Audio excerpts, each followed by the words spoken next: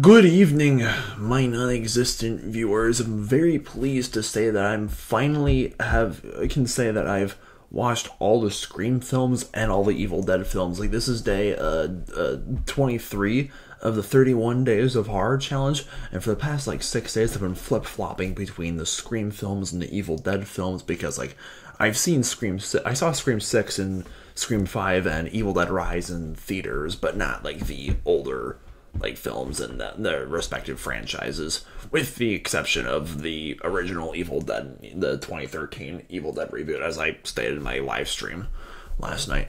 But anyways, Scream 4, the fourth installment in the Scream franchise, which was back in 2011, it was the last Scream film directed by Wes Craven. Rest in peace, legend. We miss you.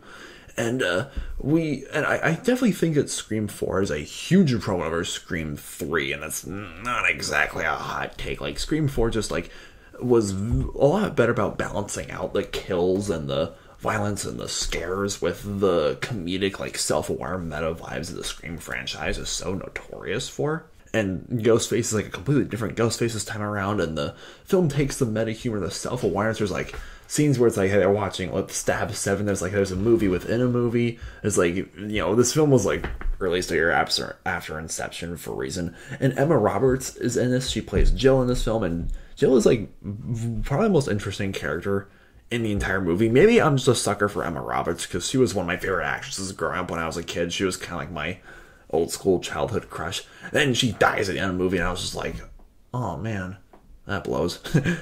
But it was a fitting death for her, regardless. And I like the soundtrack of the film as well, and it was well shot. It was well acted, well paced. I don't think it's as great as the first two Scream films, or in all honesty, Scream 5 and Scream 6. I think are still kind of improvements over Scream 4, but Scream 4 is still very much so an improvement over Scream 3. And I have to give Scream 4 a 6 out of 9 stars.